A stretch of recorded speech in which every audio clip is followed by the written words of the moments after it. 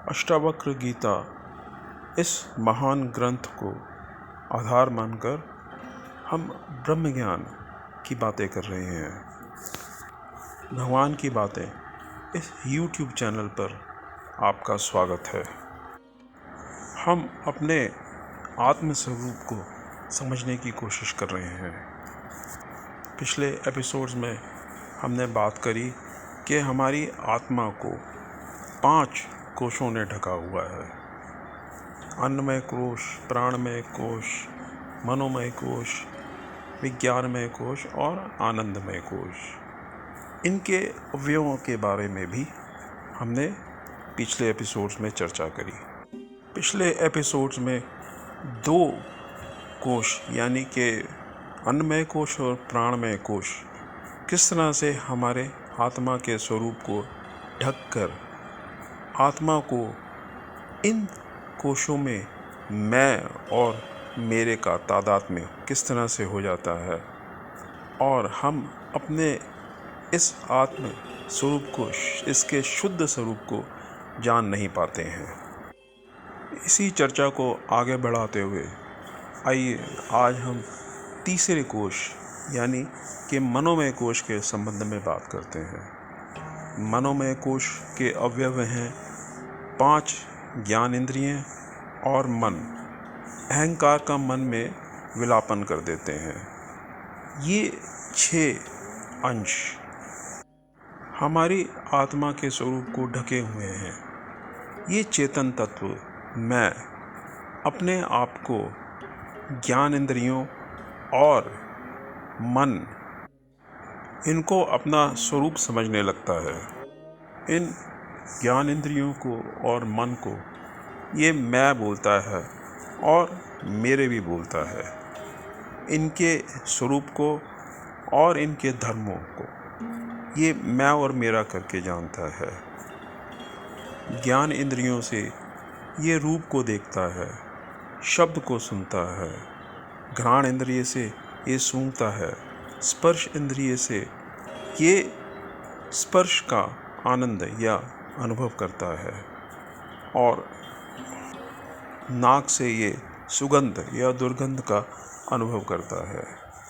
इन इंद्रियों के धर्मों को ये कहता है कि मैंने किया, मैंने देखा, मैंने सूंघा, मैंने चखा, मैंने सुना और मैंने स्पर्श किया। यानी वास्तव में ये इंद्रियां ही अपने अपने कार्यों में प्रवृत्त होती हैं, होती चाहे इस चेतन तत्व से शक्ति ग्रहण करके ही। लेकिन अगर कोई इंद्रिय कार्यकारिणी नहीं है तो ये उसके विषयों को भी ग्रहण नहीं कर सकता। अगर किसी की पलक बंद है या किसी की नेत्र इंद्रियां काम नहीं कर रही हैं तो ये जीव, ये चेतन तत्व रूप को ग्रहण नहीं कर सकता। अगर कोई बधिर है, कान से सुन नहीं सकता तो ये चेतन तत्व सुन नहीं सकता। यानी कि इन दोनों इंद्रियों के कार्यकारी ना होने पर ये इनके द्वारा ग्रहण करने योग्य विषय ग्रहण नहीं कर सकता। इसी तरह ये त्वचा से स्पर्श का तभी ग्रहण कर पाता है जब इसकी त्वक इंद्रियां सही हो। कहीं से अगर त्वचा खराब हो गई, सूख गई, जल गई तो उस अंश में, उस त्वचा के अंश से ये स्पर्श को ग्रहण नहीं कर सकता। यानी कि इसको अनुभव नहीं होगा कि मैंने किसी वस्तु को टच किया है, उसको स्पर्श किया है। इसी तरह अगर किसी वजह से इसकी जिह्वा काम नहीं कर रही है, जैसा कि अक्सर अस्वस्थ अवस्था में देखा जाता है, तब ये ठीक से स्वाद आदि ग्रहण नहीं कर पाता। ऐसे ही अगर मानो जुखाम में इसकी नाक बंद हो जाए तो ये ठीक से सूंघ भी नहीं पाता। इसको पता नहीं चलता जो सूंघ रहा है उसकी गंध कैसी है। स्वप्न में और गहरी निंद्रा की अवस्था में और बेहोशी में भी इसकी ये इंद्रियां काम नहीं करती हैं। तो इन इंद्रियों के व्यापार से विरत होने पर ये उनके द्वारा किसी भी विषय का ग्रहण नहीं करता और उसको कोई ज्ञान उपलब्ध नहीं होता। स्वप्न में ये पांचों इंद्रियां काम नहीं करती, वरन स्वप्न में ये प्रतिभासिक इंद्रियां काम करती हैं जो कि मिथ्या है, और ये उन्हें स्वप्न में स्वयं रच लेता है। ये चेतन तत्व ही अज्ञान का सहारा लेकर स्वप्न में मायावी की तरह से, जादूगर की तरह से विषयों का सर्जन कर लेता है, उनको ग्रहण करने वाली इंद्रियों का भी सर्जन कर लेता है।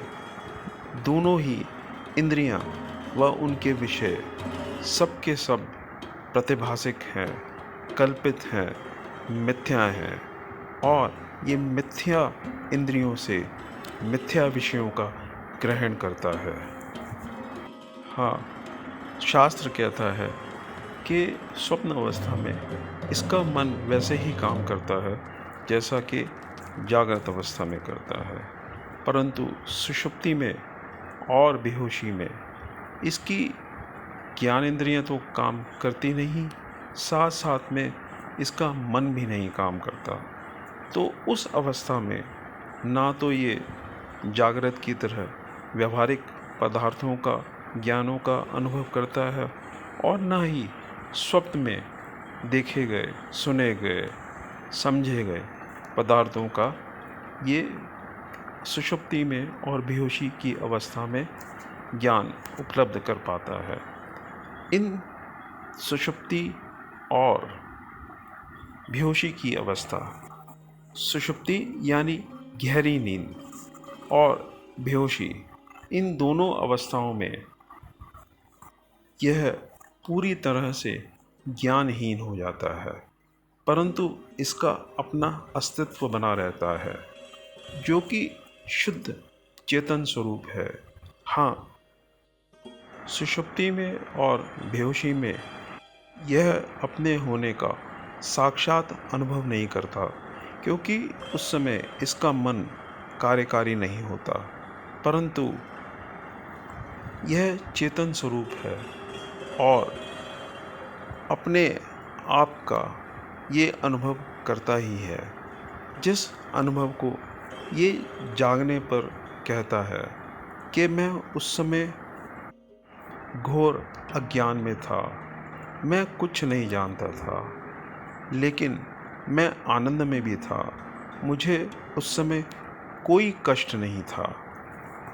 उस घोर अज्ञान में ना मैं अपना नाम जानता था, ना मैं अपने शरीर के संबंध में जानता था, ना मैं जागृत की किसी भी वस्तु को जानता था। इसी तरह स्वप्न में अनुभव की हुई वस्तुओं का भी मुझे वहाँ कोई ज्ञान नहीं था।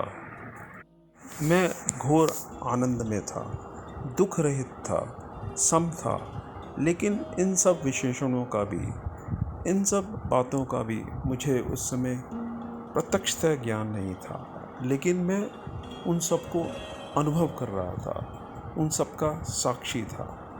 मन के ना रहते हुए भी मैं उस अवस्था की हर बात को अनुभव कर रहा था, जो कि मैं जागने पर जान पाया। जिस वस्तु का अनुभव होता है उसी की स्मृति भी होती है।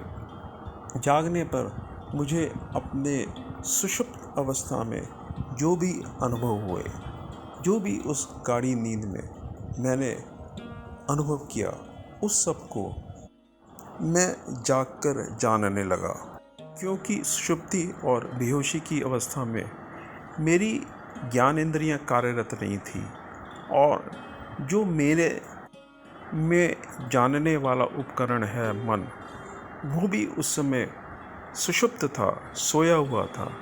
इसलिए मैं उस समय जान नहीं पाया। लेकिन मैं स्वयं चेतन स्वरूप हूँ, अनुभव स्वरूप हूँ और दृष्टा हूँ। मेरे समक्ष मन की जो भी अवस्था होगी, जागृत, स्वप्न या सुषुप्ति या बेहोशी, उस सब का अनुभव करता मैं ही हूँ। उनको प्रत्यक्षतः मैं ही जानता हूँ। इस तरह मैं तीनों अवस्थाओं का जानने वाला हूँ। मनोमय कोश सूक्ष्म शरीर का दूसरा कोश है। इसके संबंध में आज हमने थोड़ी सी चर्चा करी। ये विषय बहुत विस्तृत है, बहुत गहन है। इस पर बहुत कहा जा सकता है और इसे समझने के लिए गहन चिंतन की ज़रूरत होती है। ये चिंतन गुरु मुख से शास्त्र पढ़ने पर समझ में आता है। बार बार इसकी आवृत्ति करें और नया सा नया प्रकरण, नया सा नया विषय इस संबंध में जाने, तब कहीं जाके कुछ बात स्पष्ट होती है। आज हम इतना ही बोल के अपनी वाणी को विराम देंगे। अगले एपिसोड में चौथे कोश यानी कि विज्ञानमय कोश के संबंध में कुछ चर्चा करेंगे। तब तक के लिए नमो नारायण।